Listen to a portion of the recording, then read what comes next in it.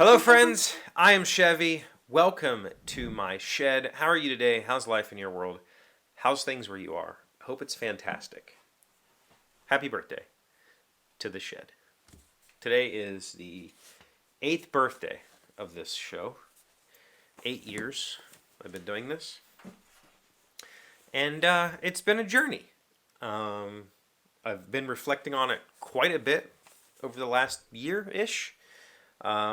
As things kind of slowed down here but sped up in my real life, this is my real life, in my personal life, that's what I meant to say. I've had a lot of thoughts, I've had a lot of reflections, I've had a lot of specifically talking about this show, specifically talking about where we're at after 8 years. And what started as sort of a collection of video essays for my daughters, like that was the original intent for all of this. It over the years kind of morphed into this kind of personal diary of mine. And a lot of that change was spurred on by you guys, by the people that actually stop every day and check it out. And I'm extremely thankful and grateful for that. But the fact of the matter is, for the past 6 years of this 8-year journey, I've put almost zero effort into this thing.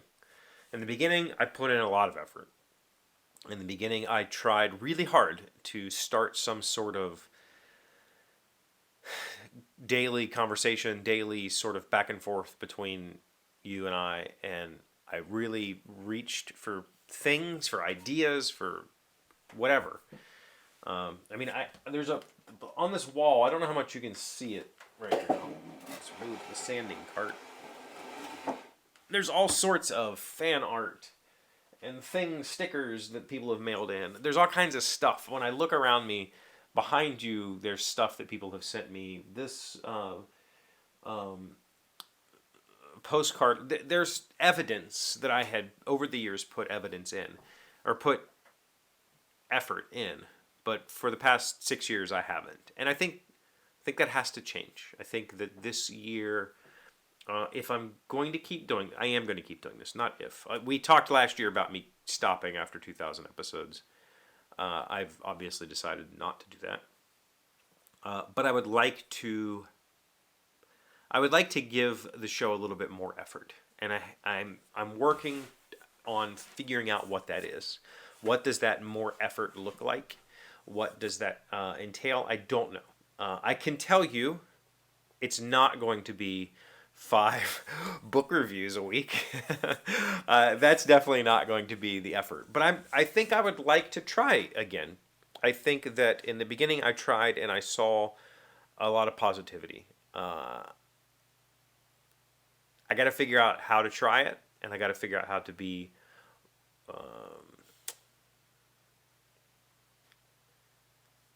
I don't know what I'm trying to say. Last November, I pretty much pulled back from all social media. I very rarely use it these days. I still kind of check Discord every now and again, usually when somebody messages me. But I, for the most part, have pulled away from social media completely. I think that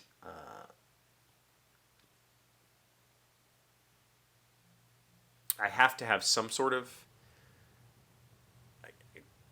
echo chamber. Is that the right thing? I have to have some sort of vehicle for promotion, or I'm not going to be able to grow this anymore. And I'm going to continue to lose subscribers, and the channel will continue to fall off and dwindle, and views won't come in. But so I have to figure that balance out, though, because I don't want to go back in time to when I was like, social media was my validation, my outlet.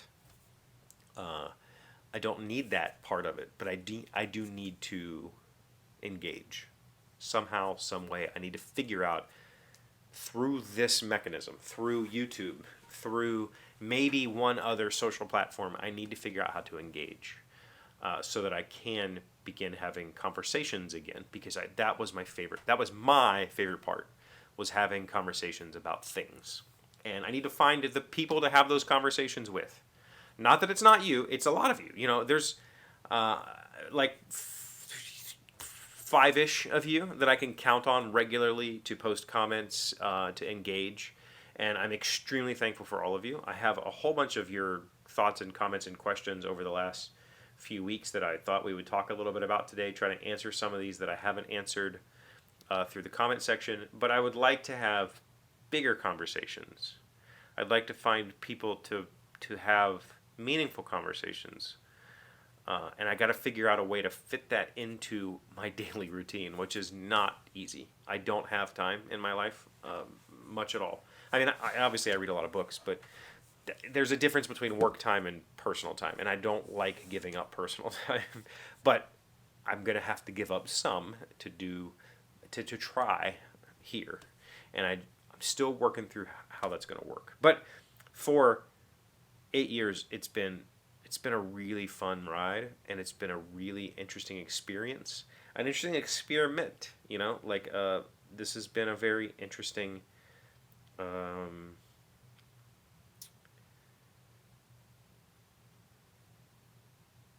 It's been rewarding for me, and so I would like to figure out a way to give some of that back, and I don't know what that is yet, but.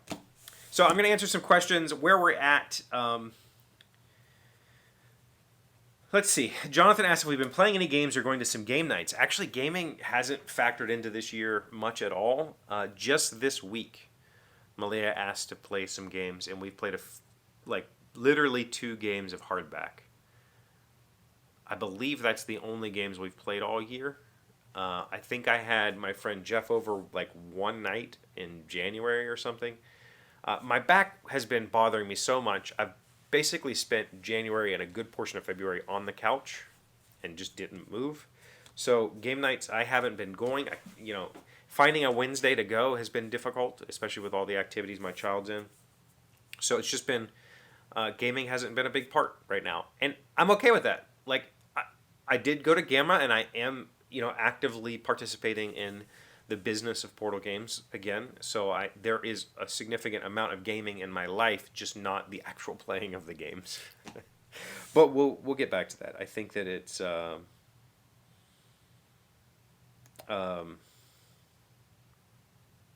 think that's part of the future of this. I think that in order for me to find more people, in order for me to grow the audience, I kind of have to bring it all in. And that means bring in people from board gaming, bring in people from woodworking, bring in people from writing or books, and find a mix of somehow find a way to mix all that together. I don't want to do other channels like I have in the past. I think the gaming channel I'll still try to put content there pretty semi-regularly, but I would rather just keep it all flowing somehow. That's the trick, because the biggest advice they give anybody is keep your channel focused, because focused channels retain viewership. Whereas if you just spam anything, it doesn't work. I think that's bullshit. And I just have to find the people that are here for anything, like you guys. Obviously, you're here for anything. And that's great. And along these lines, Jonathan actually, in the same post, he said, it's not bad that things are good at all. I kind of whined a little bit last week about how my life was going so well, I haven't had anything to talk about. He said, this has always been your diary, regardless of whether you're high or low times. That's true. These past 7-8 years, yeah, it's true. Like, it's been a diary. It wasn't supposed to be, though. This show was supposed to be more of a daily monologue or a daily essay about a topic. And we drifted from that because people really liked when I just talked about life, even though my life is dumb. We talked about the lawn guy. We talked about, we talked about most of that.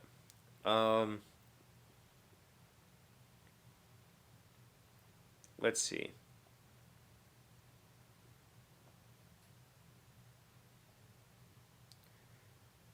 Oh yeah, Chris talked about doing music reviews, albums, song, bands. I think there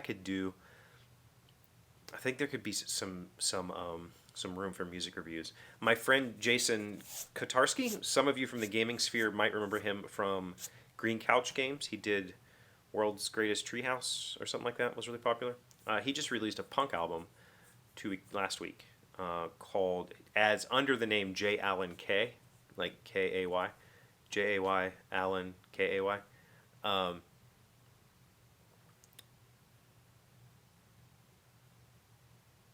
I think that's the name. Anyway, the album is called Songs Before Work, and it's like a lo-fi punk Americana album.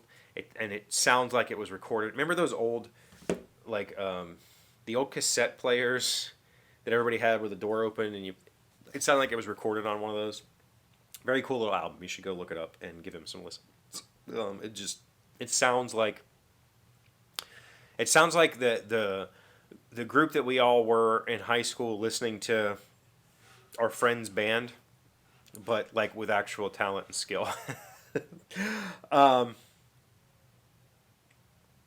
He talked about doing some TV or streaming series, watch and talk abouts, or a Chevee Make series. I think those are all great ideas. I don't watch media, but I think that if we could figure out a way to do it kind of and talk about it together, I might participate in that. So we could have little read-alongs, watch-alongs, make-alongs. Could be a possible thing also. I like all of these ideas. And that might be a fun way to break things up. Like every now and then have like an actual series arc for a week of these things. Like this week we're going to talk about the first season of whatever show, and we're going to watch whatever. So that could be fun. And then quite a few of you mentioned Thief River Falls. The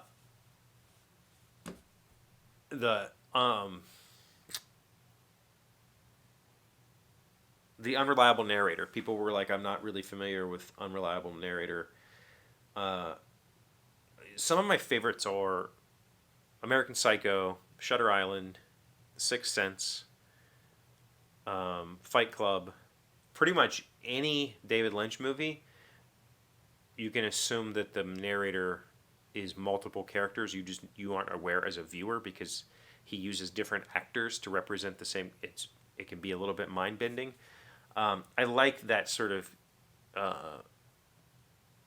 Yeah, those would be good movies to watch. Books, I can't say I've read a whole lot of Unreliable Narrator. So when I was reading this Thief River Falls book, maybe I was wishing it was more like those movies and less like the book that it was. Maybe it was my fault with the mystery genre in general. But yeah, I think the point is,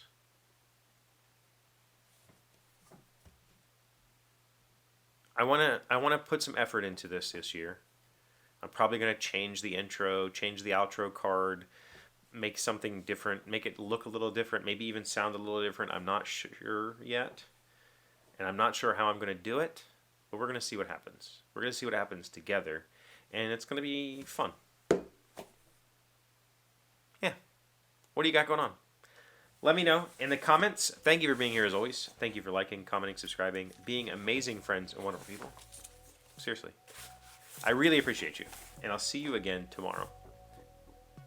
Today's word you should know to sound smart is unctuous. It's an adjective meaning possessing an untrustworthy or dubious nature characterized by an insincere manner. Local car dealers doing their own TV commercials often communicate in an unctuous, almost laughable manner. Unctuous. Unctuous. That is a very difficult word for me to say. There's not a lot of words in the English language. Am I crazy where unctuous, like that sound is very strange for me to make with my mouth. But that's what the pronunciation key says, unctuous.